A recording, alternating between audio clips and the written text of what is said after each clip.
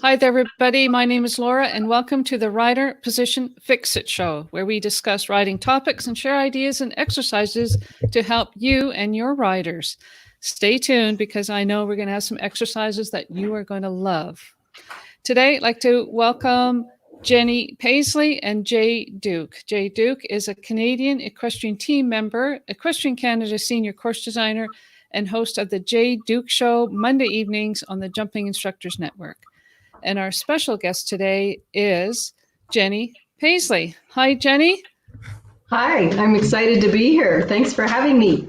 Well, we're excited to have you here. Jenny Paisley is a USEF Large R Hunter Jumper Equitation Hunter Breeder Judge. She also likes to travel and do clinics. So if you're interested in having Jenny as a clinician, please give us some comments and contact her. We'd love that. So Patty Downing-Nygaard is our usual host, but unfortunately she wasn't able to be here today. So we have Jay who's stepping in to help us out today. Jay, where are you coming in from?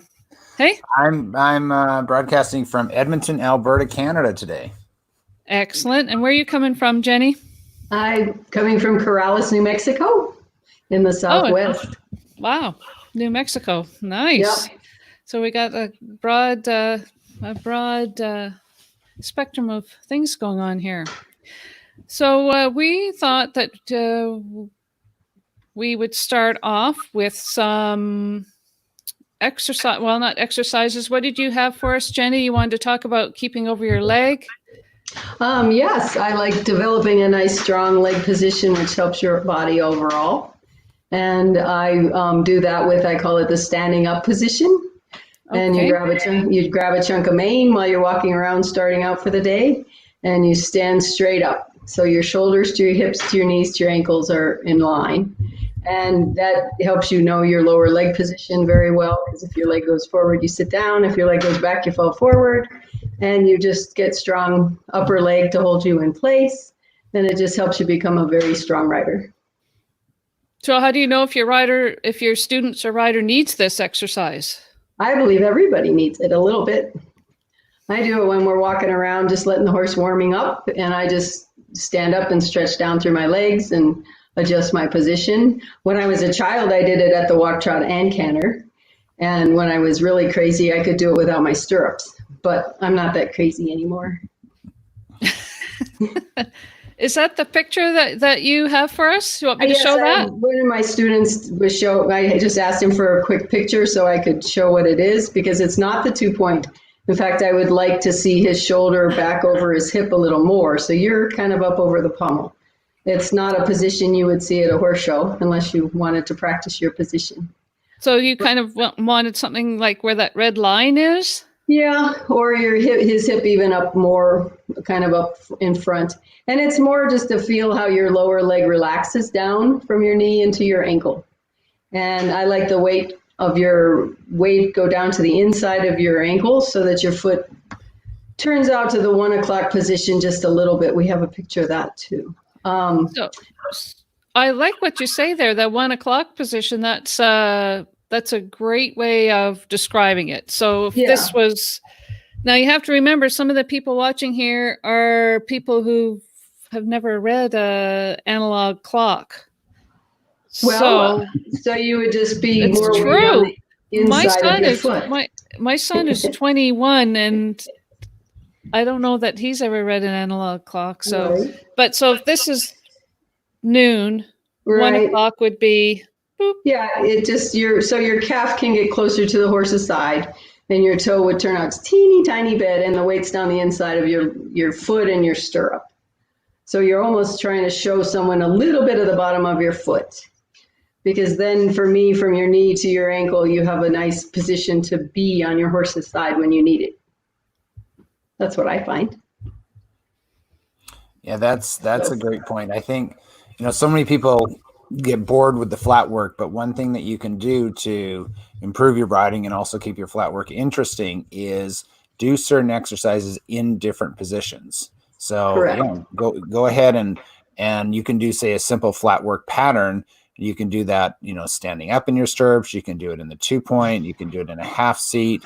You can do that exercise sitting down. You can do that exercise without your stirrups. You can do that exercise rising trot without your stirrups. You can do that same exercise with one stirrup in the 2-point or rising trot. There's so many variations you can do with a simple exercise that's not putting excessive, say, strain on your horse, but it's greatly improving your riding, improving your balance, improving your strength. And so I think it's important that riders can ride from different positions because different horses require different positions as well. So riders should be equally proficient in the 2-point half seat and in the 3-point deep seat. And so the only way to get proficient at it is to practice that. I think I see a lot of people doing all their flat work in the rising trot. Well, that's pretty easy. Everyone can do rising trot. You could put your dog in the saddle and they could do the rising trot on your horse. So, practice these different positions and work on your balance, and you'll find an amazing improvement in your riding very quickly. Yes. Yeah, I totally agree. And I like what you say. Try it with one stirrup, try it with both stirrup, try it at the sitting trot, try it all these different ways. So we do have this picture here. Jenny, maybe you could walk us through this too, of what it is that we're looking at here. Is this the 1 o'clock position that you were talking about, or? Yes, and on the left side, it's the 11 o'clock, but it's his ankle's getting a little bit of a coming in and his foot goes a little bit back out. So I call it cocking my foot just a hair, which then just allows your lower leg to rest on the horse's side very simply. So you don't have to move it to find the horse. So yes, that's just the angle of, it's not having the toe turned out. It's just having it sort of, I call it cocking. It just comes through the inside of your ankle and you push on the inside of your foot. So that's my rendition of a good lower leg. Jenny, what would you recommend as far as the angle of the toe? So say the toe straight ahead is say 0 degrees. And then if it was say pointing to the middle of the arena, it'd be 90 degrees. Where do you feel the best angle for that, the ankle would be? The ankle is going in 10 degrees, say, and the foot goes out 10 degrees. You're just getting a little bit of a cocking. I don't know a better word for that. That's like right here you're talking about. Yes. Yeah, that angle there. Yeah, so 10 degrees is what you're saying. So the toe. Yes, not a lot, but just enough to allow your lower calf to get closer to the horse. Okay. Because if your foot stays flat, your calf is pushed flat away from the horse, in my opinion. Mm-hmm. So it just allows you. So a long time ago, well, when I was taught to ride, I was taught toes straight ahead. Correct. Which I guess we're saying is, okay, that's really not correct because that means that your calf can't really get on the horse. So you're saying turn your toes out slightly with the weight. Would the weight be onto your big toe slightly so that you can get your calf against the horse's side? Yes, that's how it worked best for me. So that's how I kind of teach. And that's what I see the most. I mean, I should have brought a bunch of pictures, but you can see a whole lot of people end up there because that's just how they naturally get in a good place. And that's the American forward system style is riding with the toe slightly out and then the knee slightly off the saddle. So you have contact through the calf and through the thigh. And that's the style of system that Jenny teaches and I teach and about 10,000 other American coaches teach as well. And it works. It's not the only way to do it. You see alternatives. There's many ways, yes. But that is the American forward system. And that's, it certainly works. It's a wonderful position. Well, and I think that, as instructors and teachers, that you see a lot of people that don't have their lower leg on securely, and it causes a lot of problems. Right. I feel that the lower leg supports the upper body. It's sort of like a teeter-totter. And if you have a weak lower leg, then you sort of have a weak upper body. And it's all controlled through the hip angle of how straight up and down you want to be or how bent in the 2-point and all of that. So, yes, I think the lower leg's very important. Yeah, I agree, of course. And we spend so many hours on it working. That's your base of support. So that's where it all starts. So, and you'll see some top international riders that, you could certainly pull up pictures of, say, Richard Spooner, who is a tremendous talent, Burton Allen from Ireland, who is a superstar of the sport as well. And riders could say, well, what about their lower leg? Look where it is. But again, no, wait a minute, about Richard Spooner. Was there not a video on YouTube where the horse did something astronomical and he had to drop his reins? Yeah, it was fabulous. Right through a combination.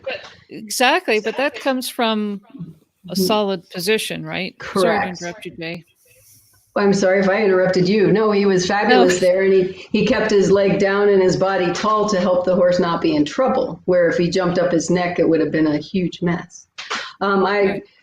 I also want to say that I got the pleasure of having a nice Grand Prix horse that used to jump me out of the tack all the time. And I found with him, my lower leg would actually come up in the air to hold me on. So I'm not saying that you'll never get out of the position. You must do what works for you and your horse. But I still practice to have the good position. But when he'd go leaping me out of the tack, I would do almost anything I could to hang tight. So it's interesting. There are no set perfect permanent rules in riding. It all changes day to day. So Jenny, with this this picture here we're showing now, with the rider standing up in his stirrups, how does this exercise help your lower leg?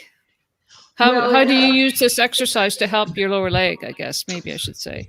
Well, I start my day out with just having everyone stretch down into their legs. So at the walk, we're walking and we're standing up, and we're not in the 2-point, because then to me, your bottom goes out too far. So I have them standing straight up, holding on to the mane, because again, you don't want to haul on the horse's mouth if you lose your balance. And you learn that your knee and your ankle are shock absorbers, and you can learn to, you hold on with your upper leg, and then your lower leg is your gas pedal. So you learn how to use your knee and your ankle as your shock absorber so you can use your leg independently. That make any sense? And for me, relaxing down into the heel as opposed to pushing, telling people to push their heels down. You have to relax down into your heel, and then it all falls into place. And by putting all your weight down in your stirrups, you're pretty much pushing them down. So that's how I found that it helps me. So I start out, I try to have my people walk around the ring once, standing up. If they're, more advanced, I'll have them hold the mane and we'll trot off, and we'll stay trotting for a little bit, and then we'll post. But it's just a matter of getting fit and learning how to hold yourself on the top part of your leg so your lower leg is independent. And how is this different than the 2-point that we're seeing? Well, for me, the 2-point puts your rear end behind you, which forces you to rest on their neck or use, it. I just like it to feel how my lower leg can balance my upper body. Because like when you ride down a hill with a horse, you need to straighten your knee a bit and get your lower foot in front of you so your upper body stays up. So it gives you a little more of the teeter-totter balance for me. The 2-point's the next best thing, but I created the straight up and down because then, I don't know, I just felt it made a better lower leg. Jay, do you use this exercise, the standing straight up? Yes, I did it as a rider when I rode, and I do it with my riders. Okay, it's not an everyday thing, of course, but I would say we probably do this, for sure, certainly every month, spend some time on it.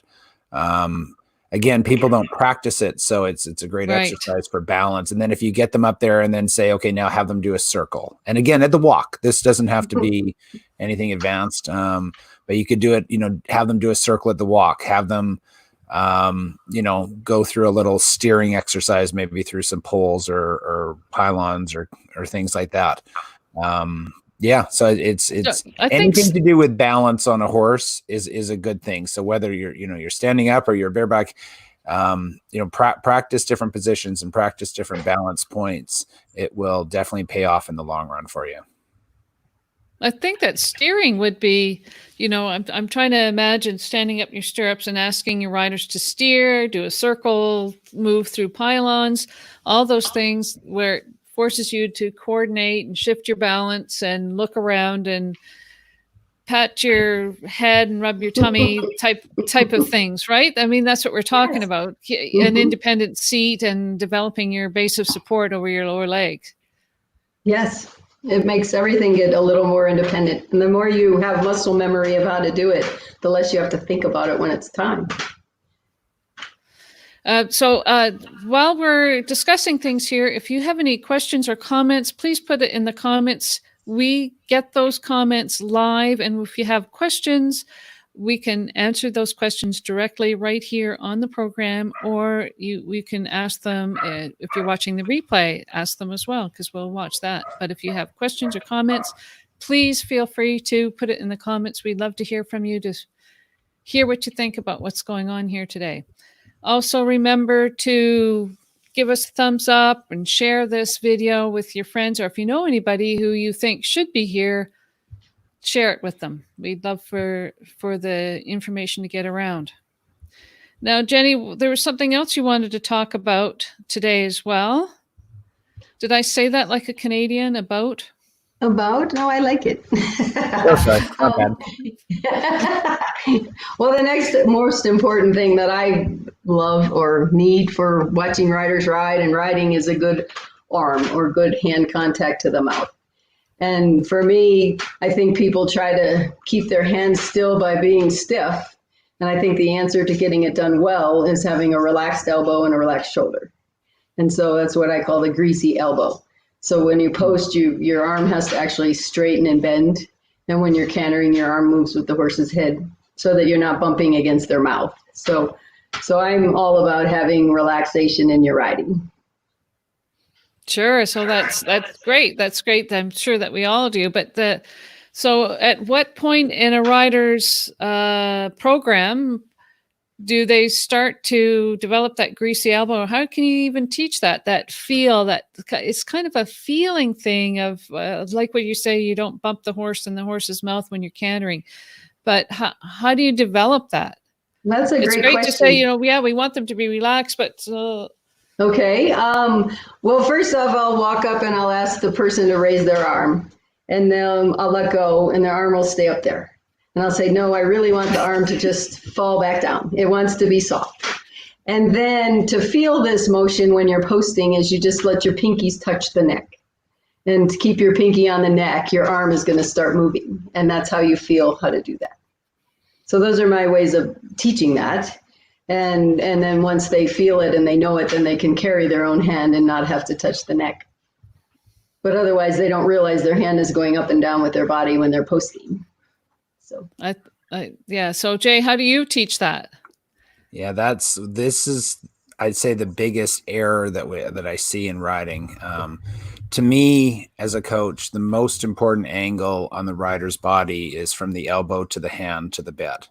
That's the number. I mean, every angle is important, like the ankle angle and all of them, but the elbow angle is really key.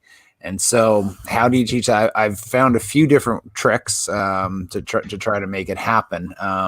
First of all, most people either carry their hand typically too low.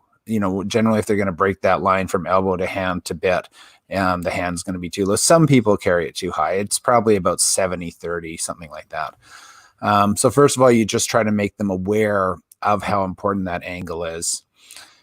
I do explain to them that if a rider is feeling tension in their forearm or in their wrist, then if they feel like they're pulling on their horse through and they feel that tension there, then they're doing it wrong. You should feel the contact through your elbow, because then that's engaging the core of your body. I consider the core when you're riding from the bottom of the rib cage to the middle of your thigh. So that puts your hips essentially in the center. And you want to feel when you're pulling on your horse and holding your horse, the contact that you're holding the horse through your core of your body. If you feel you're holding your horse through your fingers or through your wrist or forearm, then your angles are incorrect. So that's one way to do it. Another trick that I have for people to create that, because that question you're talking about there is feel, which is right. That is so hard. Is the driving rein. And the driving rein is a very old school trick. I learned it from Ann Krasinski, who's a wonderful advocate for the driving rein. It's this way. And where you flip your hands over and hold it the other way, just like if you're driving a cart or a wagon. Instead of like this, it's like this to the top. Exactly. Well illustrated. That's exactly right. And that creates a softer, easier contact. It's almost impossible to lock your elbow in the driving rein. And so I like all my riders to use it. We don't use it very often, but I like everyone to be able to use it as need be.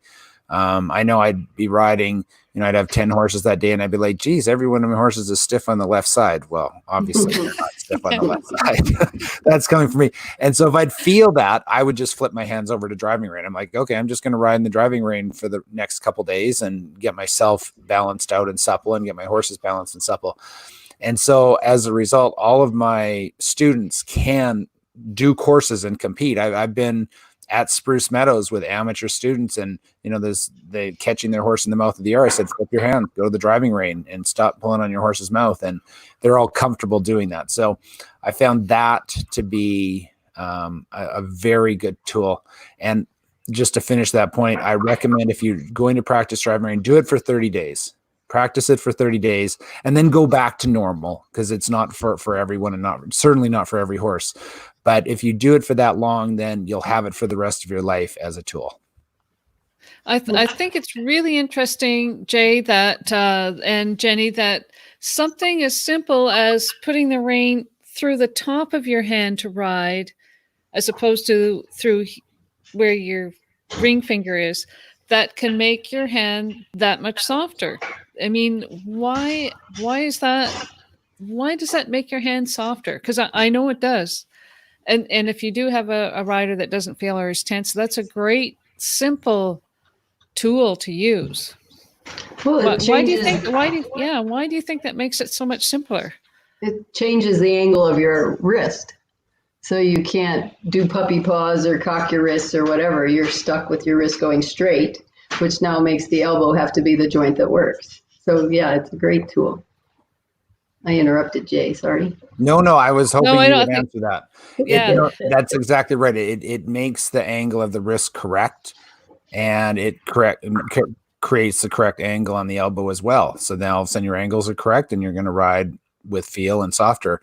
It's a great tool. It does, it does not work with very strong horses because you're in a weaker position as a rider. It's excellent on sensitive horses. It's wonderful on thoroughbreds. Thoroughbreds love the driving rein.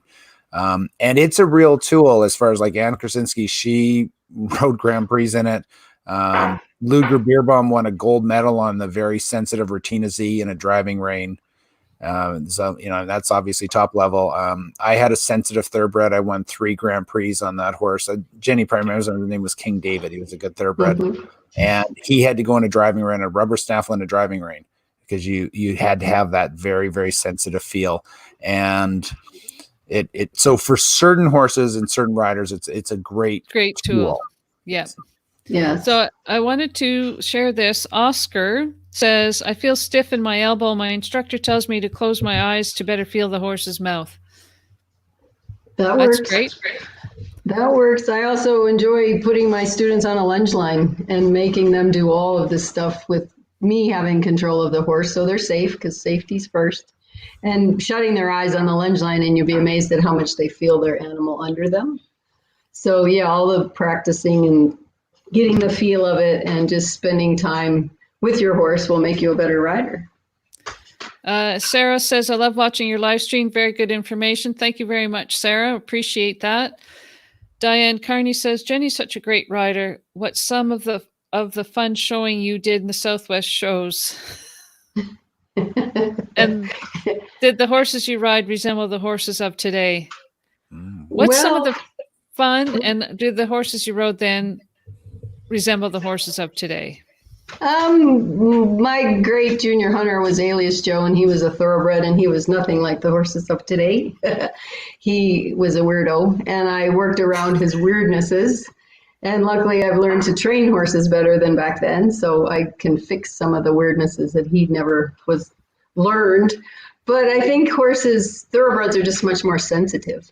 And I think it's, for certain people, it's easier to ride a thoroughbred than a warm blood. But now we all ride warm blood, so everything's changed a bit. But no, I love riding, and I got to ride many great horses, and I was very blessed that way. Oops. So I would think the horses are different today. I think the horses are more trained. I think the horses are more broke for the people. The people, like I made my horse. It took 7 years. People don't do that nowadays. People buy the horse that's ready to go and do it much faster. So it has changed. What do you think, Jay? I was looking for one of your stories about you and Diane at one of these Southwest horse shows. Yeah, that's what I think she was aiming at. Yeah, I was such a weirdo. I rode so many horses. All I did was ride. So I don't remember too many stories. Yeah, the horses today, I have to say that I think the thoroughbreds have made a revival, and I'm very happy to see that. With the thoroughbreds, what happened was they got smaller. You know, the horses that Jenny and I used to ride, they were a lot bigger thoroughbreds than the ones that were really being bred, say 10, 15 years ago. I think some of the size is coming back, but the traditional American thoroughbred was 16-3, 17 hands, 17-1, big movers. Then the racehorse industry, you know, started to breed them smaller and smaller, for obviously hoping for more speed. And that was, I believe, part of the reason that the thoroughbreds went away from the show jumping. But I've see quite a few of them now in my travels and my clinics, and I definitely think they're coming back, which I think is a good thing, because to me, a good horse is a good horse. It doesn't really matter what breed it is, as long as it does the job, whatever that job happens to be, and does it great, then that's a great horse. So. Yeah. But style of ride, and certainly you see the difference in equitation, which, you know, we're talking here about riding position. You see such a difference in equitation now than the pictures, say, from the 70s and 80s. Part of the reason is they're different horses to jump over a fence. You know, you had to do much more of the following release, much more release, much softer feel, much lighter in the seat than, say, the horses of 15, 20 years ago. Now, we're starting to see now, of course, in the past 10 years, these modern warm bloods have a lot of blood. So you're seeing, they're getting a little bit hotter or a little finer. Much more so. So you're seeing riders such as Ken Farrington, who ride very soft and very light as a rider. He actually rides in that standing up position you started off with.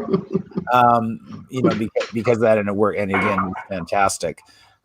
So I think rider positions are evolving along with the sport, you know, and the courses are different, the tests are different, the jumps are different. I mean, you think, I mean, remembering when I started riding in the hunters, the first year greens were 3'6". Now you can start a horse show at, I don't know, 2 foot or something.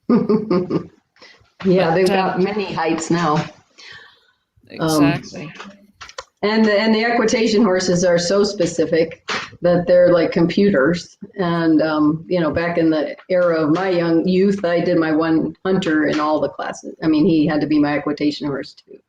So it has changed. And for the better, I think. I mean, but it is, you know, and the horses nowadays are so specialized and expensive that the kids can't always be kids on their horses.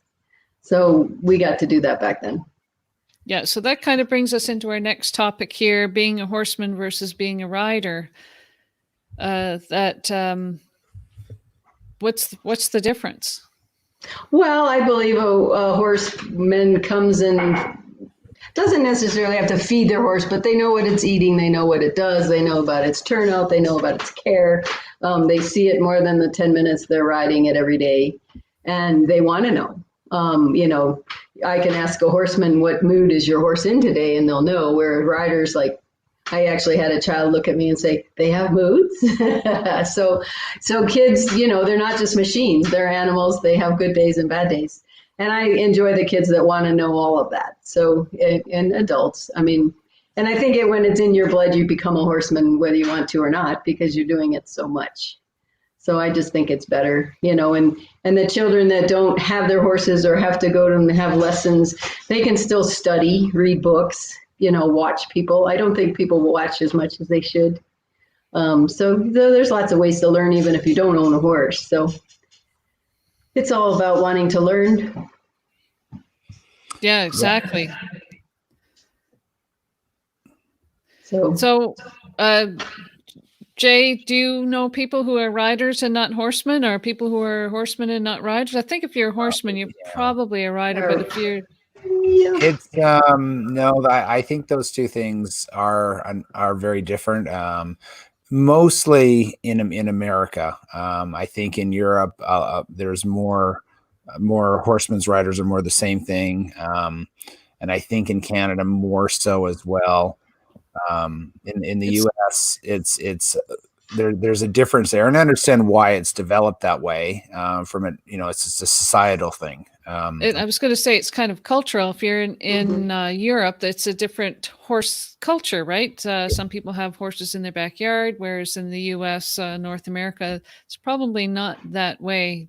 Usually, it was interesting when we were actually in Thermal this year with my daughter and I, and so every evening at approximately 9 o'clock, you go and do night check, and you take the horses for about a 20 to 40-minute hand walk, and graze them, and they love it. And literally, we were the only people hand walking the horses at night. And if you're at, say, a show in Calgary, when you're hand walking at 9 o'clock at night, you'll see 50 to 100 other people out there hand walking their horses. So it's just a little different culture. But horsemanship is really key. And my advice to people is, just like Jenny says, is watch. Watch the good riders. No, don't watch the bad ones. Watch the good riders. Go to the warm-up ring. Watch how people warm up. Watch how they flat their horses. And I know this is intimidating, but ask questions. There's shows like this with people like Jenny Paisley that you can ask questions to about horsemanship. You can walk up to Richard Spooner, Ian Miller, and McLean Ward and say, "Hey, why are you doing this?" And they will take the time to answer you. Yes, and you have to be present and make sure you have time to listen to the answer. Don't expect them just to blow you off, because they will talk to you. Oh yes, yeah, they're happy to impart that knowledge, because people that are horse people. I know horsemen. I don't like that term necessarily as horse people. They love what they do, and they want other people to love the horses in the same fashion, in the same way. And that's to me the best part of the sport. It's not about just winning the ribbons. It's about the horses. And yes, you ride them in the show ring for 75 seconds, and you ride them maybe for, some people ride 30 minutes a day, 3-4 times a week. The horse people are spending 16 to 18 hours a day with the horses. And so there's a passion there. Maybe we're all a little bit loony, and that's okay. And there's that passion there, and people want to share that experience with others, and you'll find a great reception. And find the cowboys, the good cowboys, and spend time with them. Go on a trail rides. Go to a dude ranch. Go fox hunting in the UK. That's how you really learn. Spend time with your farrier. Spend time with your pet. Right. That's how you learn. And the other thing I like to put in right now is be a sponge. Soak it all in. You don't have to keep everything you hear, and make your own system too, because that makes you a thinking person. Because you might hear something from someone that doesn't make sense that day, and then a week and a half later you feel it happen in your horse. And you're like, oh, that's what they were talking about. And I believe that all of riding is feeling, and until you feel it, you don't have it yet. You might know it in your head, but if you can't feel it, you haven't mastered, or well, you're not even mastered. You haven't even accomplished it yet. Anyway, be a sponge. Try things. Yeah. And you don't know where you're going to find these people. This past winter, I was bicycling, but we went to a bicycle shop, and because I had a puncture, and over top of the doorway was a picture of somebody riding to the hounds. It's funny you should say that about going fox hunting. So I said, look, there's somebody riding a horse. Yay, a horse. And it was the bicycle repair guy. We had a great chat, because he was the master of the hounds. It was you don't know where you're going to learn one little tidbit about something that you've never learned about before. Yeah. That's interesting. Okay, so we do have a picture. Would you guys like to look at a picture of somebody, of something that somebody sent in to us for a bit of a critique? Certainly. Yeah, you ready for that? Yeah. Okay, so let's put this in here. Can you see that all right? I can. Am I first? You bet. Okay. I love this turnout. It's beautifully turned out. The pony's shiny, the kid's well dressed, everything's fabulous. It's a nice jump. It's coming down from the jump, so I'm not taking away anything of its jump. To me, she has lovely feet because she has that little angle in her ankle. Now, it's not a huge jump, and I think she could have, as I call it, hold your hip angle open just 2 degrees, 4 degrees, and that would have helped her lower leg not kind of slide back because, again, that teeter-totter effect. If she just kept her leg by the girth just a hair more, her upper body would be 2 inches taller. She has a nice release. If her body was taller, her elbow wouldn't have popped out, but I have no problems with that. I really like this picture. I think it's a great picture. I'm done. Yeah, that's, geez, I don't have much to add to that. I 100% concur with everything that Jenny said.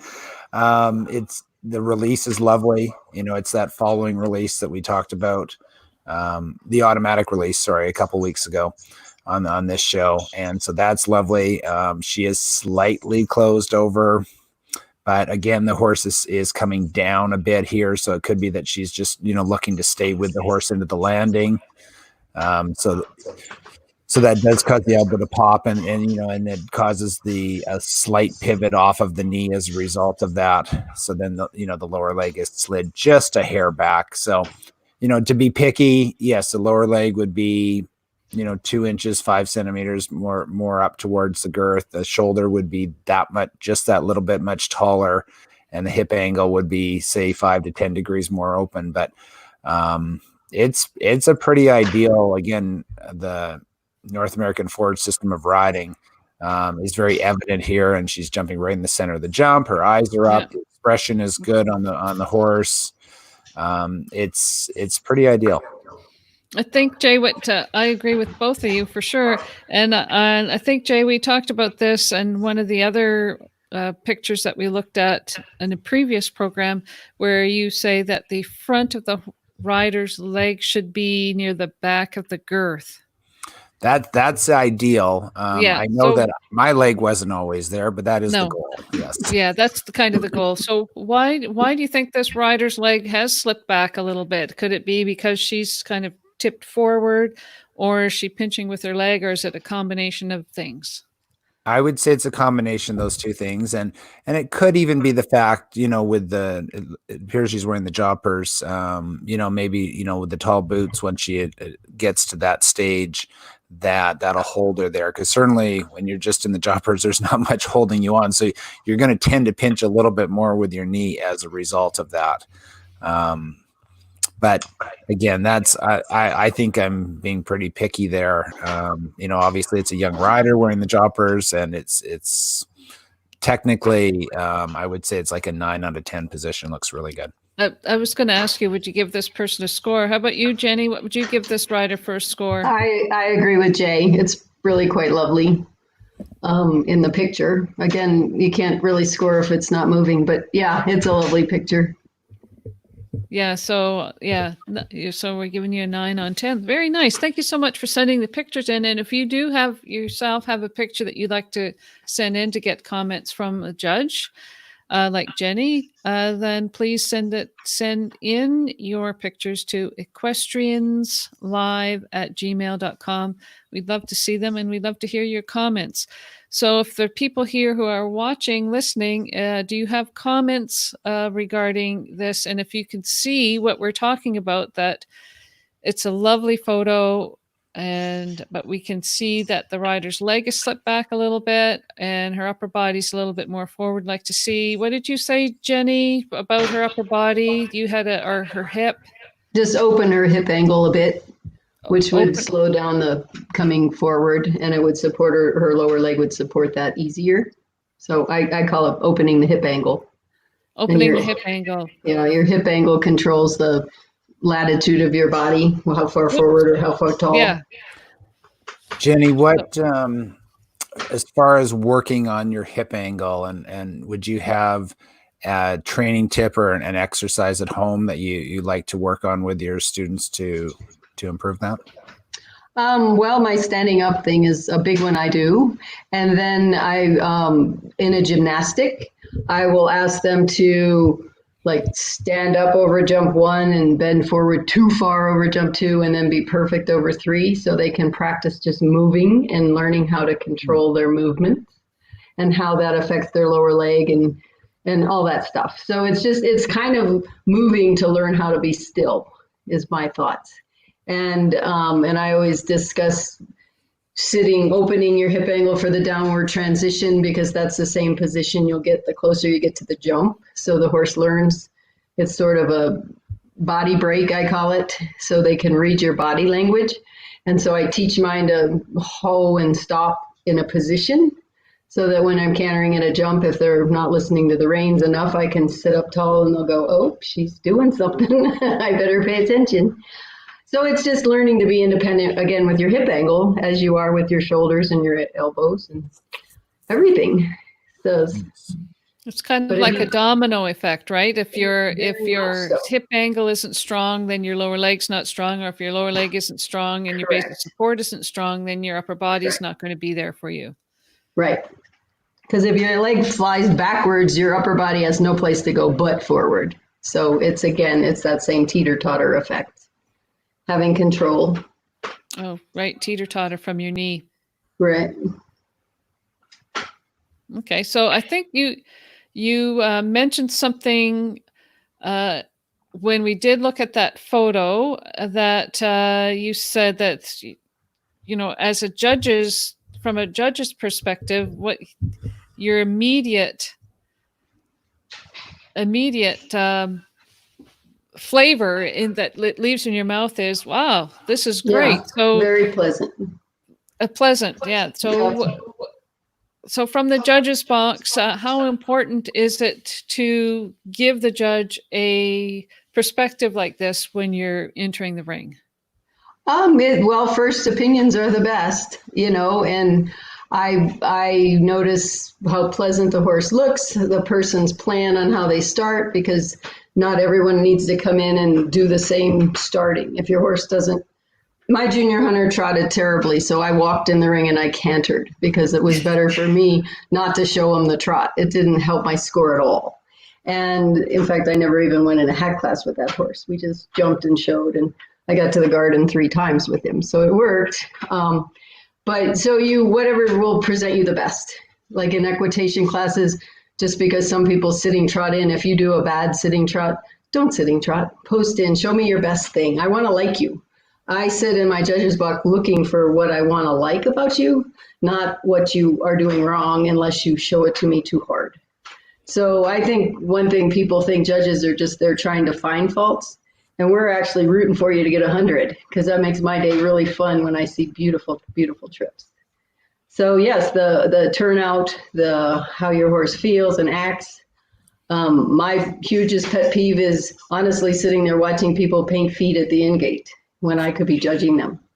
I've never changed the score because the feet were oily or not oily, but yet you've now made me wait 5 minutes. So plan your day to horse show and try to be prompt, because it's a horse show. It's not a lesson. It's not everything. So anyway, I didn't mean to slide into a pet peeve, but that's one of them. No, that's great. I mean, but doesn't the first impression, does the painted hooves also kind of reflect on your first impression? Wow, that horse's hooves are shiny. Of course, once it takes 10 steps into the ring, they're in the sand, it gets all covered. And you bet. It is, yes, it's a position. But if I'm sitting there watching you getting your feet painted, that's sort of insulting in my book, because you could walk in the ring knowing where you're going, and I won't know your feet aren't painted. But I now know your feet are painted, and now it's like, wow, get going. So it's being polite. It's being prompt when you're trying not to slow down everyone's day, because that starts happening, and then pretty soon the ring goes so slow. You want to help the horse show run smoothly. And granted, you don't need to rush into the ring and not know where you're going, but have a plan. That's my plan, and not hold up everybody. So yeah, and if you have a beautiful trot a long time. Impress me. If you don't, just kind of get to work and let's see a beautiful first jump. I think sometimes people are worried about jump one and don't have the right rhythm. I like to have them just get onto one as if they were going up the first line. So start your course with the rhythm you want to finish with, and not expect it to build and change, because one rhythm is the best of the whole round. So yeah, it's fun to judge, and we're not your enemy. We're your friend. We are trying hard to find the best rounds, and it's really fun when it's a really competitive class and we have to really be on our game. But and never give up, even if you think you made a mistake, because you don't know what everyone else did. Finish your round as if it was the best round of your life, because in that class it might be. So never judge yourself. I like that tip. Start the round with the canter that you want to finish it with. Correct. So it's all the same. That's a great tip. That kind of sums everything up, I think. Cool. Excellent. Yeah, that is a great tip. I want to go back to the entering the ring question for you. In the equitation division, specifically, certainly not the hunters, but in the equitation, is there a right and a wrong? And I understand, you said, okay, if you're not very good at the sitting trot, don't do the sitting trot. But what is the ideal entrance into the ring in the equitation? Well, we all have to walk through the gate for sure. And then if it's a high level medal class and the jump isn't far away, many people will just pick up the canter and get there. If your horse will do that well, that's excellent. If it won't do that well, by all means, do a circle and give yourself the best shot of being good. But no, I don't have a particular have to do this to be the winner. Impress me. Be the best you can be and be the best round. I think as soon as you get into that gate, the judge can see and the riders can see and the horse can feel if the rider has a plan. And I think that if they kind of go in and go, I don't know what's happening, what's the first jump again? Right. They go, if they don't have a plan, that comes across in your whole demeanor. Correct. But having to have a plan, I think is important. Right. And like Jenny says, if they have a nice walk canter transition and they know exactly what's happening and they've got a plan and they stick to it, great. Right. And it's just doing it as best as you can to show off yourself and your horse. And then in the equitation on the flat, even though we haven't started the class, by golly, you are being watched. I'm putting you on the card in my first impression of you. So for people that show in front of me, be your best in the first before the class even starts, because that's where I'm ranking you, because I rank my groups, especially a big group. And then you have to have me see you. I can't have to find you, because there are a lot of really pretty riders that ride around over in the core and they don't get seen, and I might miss them, but that's not my job. My job is for you to present yourself as best you can. So I go, and I love watching you every time I see you. Whereas there are people I know that I liked how they rode, but they went and hid, as I call it. And when we're talking a big hack class, when you get to the 20 and 30 people, you got to work at letting me know where you are and how you do. So it's how you show also. I mean, you have to have beautiful equitation and be seen, because sometimes you can just be hidden. So that's a tactic. You have to practice riding a good hack class. I have one more question for you as a judge. Okay. And I think it is, we're talking about riding position, fix it here. So there's been a lot of discussion about this recently. When you are judging a hunter class and you see a lot of the drama that the riders put into the jumps, right. in the hunter ring, how does that affect your judging? I understand you're judging the horse, Right. But there's, and again, many of the top hunter riders have even come out against this and saying, there's too much movement and equitation should have some importance to the ride. How do you feel as a judge when you see a rider laying on the neck and twisting and throwing their hands up and into the ears and very dramatic? Well, I'm judging the whole picture, and the smoothest picture, the evenest picture, the most non-noticeable of anything happening to me is the best. And thinking when they get all dramatic is they're trying to hide something or show something, and it just proves to me that they maybe don't believe in their horse that much. I believe, it wouldn't really change. I'm still going to give you the score of a very nice trip if you have a beautiful trip. But if you had two people that have the same beautiful trip and one's flying all over and the other one's being quiet, that might be the tiebreaker. So I think it goes to be more of a tiebreaker option, if that makes sense. And, and it's just how how lovely is your horse and how nice you ride it around and be smooth. And I don't know, does that answer your question? Yes, no, we're on the same page there as far as, and again, I'm not looking at it from a judge's point of view, but from a coaching and rider's point of view, the drama, and I'm actually trying to get this started at some of the horse shows. We'll see how it goes, but I would like to see where you have classes which are judged on both horse and rider. I don't understand the concept of why only the horse is judged in the hunters and why only the rider is judged in the equitation. That seems odd to me. I really think the ultimate test should be being judged. And I understand what you're saying, but you're not technically giving the rider a score. Right. I think it would, to me, a true class and test would be giving the rider a score and giving the horse a score, and that would be the ultimate champion because you'd have the best horse and the best rider. Do you think it should be 50-50 equal weight between horse and rider? Well, in my opinion, I always, when people ask me, oh, well, how much does a rider really do? And this is, it is a team sport. One cannot do it without the other. Correct. And I, as a coach, I'm always advocating saying you're a teammate to your horse. Correct. Where you're not, this is not an individual sport. You need to take responsibility for what you're doing, and you need to work with your horse just like you'd be working with your tennis partner or your volleyball partner or soccer partner, whatever it happens to be.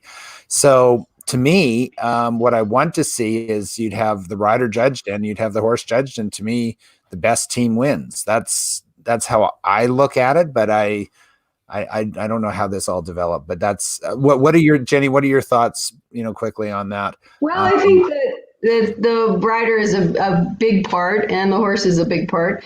And the equitation was invented so that the person with not the best horse could actually win some stuff.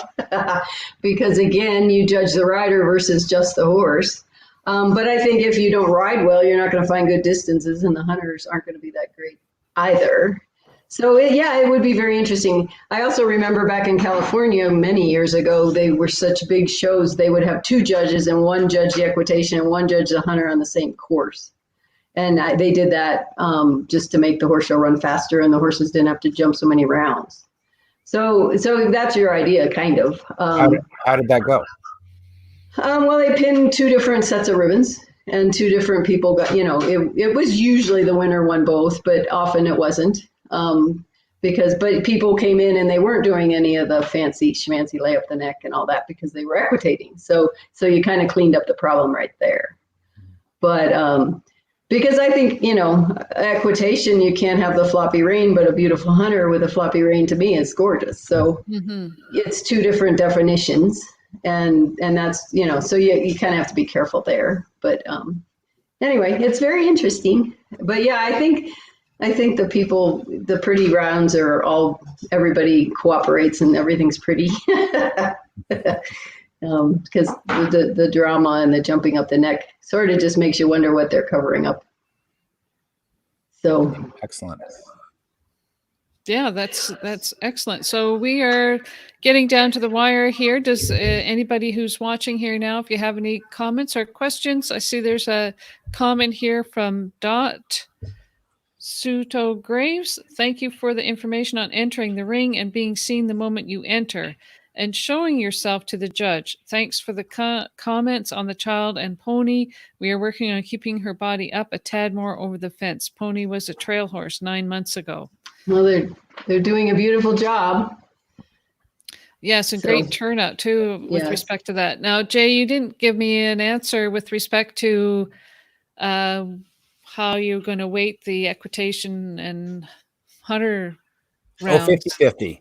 50-50. In fact, I think it would be great, we had if you took the Hunter Derby format and you had, say, 2 judges that judge solely the rider and 2 judges that judge solely the horse. And so you'd have, or different panels. It wouldn't have to be 2 and 2. It could be 1 and 1. It wouldn't matter. But you'd have 2, essentially you'd have a score for each, and they'd be separate. So you wouldn't, as a judge, you could just focus on the horse or just focus on the rider. Right. I think that would be, I'm working on getting into one of the top show circuits right now, that idea. I think that'd be very entertaining for spectators. I think it would be a unique class and a fair class. And I think if you did it as an evening feature, that, you wouldn't even have it, I'd have it more as a style of riding than equitation. I don't think, because some people would take that equitation, they'd sit up there and do a short crest release and put a broom up their back. We don't want that, of course. You want to do it as a style of riding. And I remember watching this. I remember, the best. And the most effective. Who looks the best and most effective.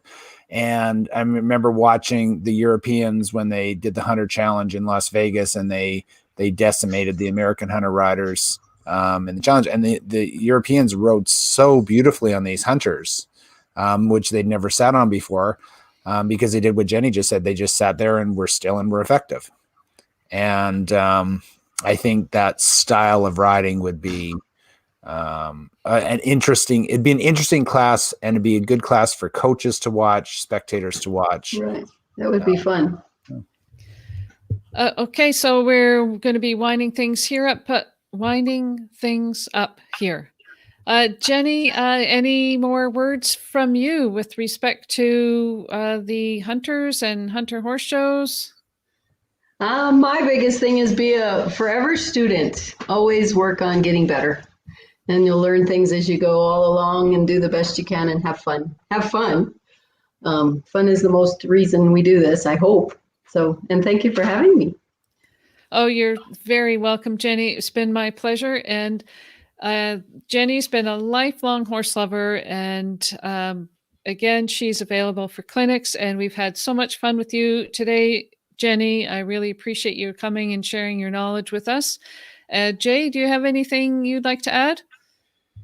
Well, we have an exciting show coming up Monday evening, 7:30 East, 4:30 Pacific. We have Derek Braun is coming on the show. He's the founder of the Split Rock Jumping Tour. And we're going to talk about how the shows are going to resume here in 2020, coming up in June in the U.S., the protocols that are going to be in place for that, and the future of show jumping in America, where he sees it going. The Split Rock Tour is very revolutionary in what he's doing, and I'm excited to hear his thoughts on how he's going to progress his shows into the 20s. Excellent. And we also, the Jumping Instructors Live has another show here on Friday at 1 p.m. Eastern, and would love to see you here for that as well. And again, Monday night is Jay Duke's The Jay Duke Show. And next Wednesday, again, we will be here. And our guest next Wednesday, I don't know who that is. Guest is next Wednesday. I think it might be Anne. And I'm looking forward to seeing you all next week. And thank you so much, Jenny. Really appreciate you coming and taking time out of your schedule to talk with us and share your information. We've got some great tips to try out. So thank you so much, Jay, and thank you so much, Jenny. Really appreciate it. Thank you. It was my pleasure. We'll see you next time.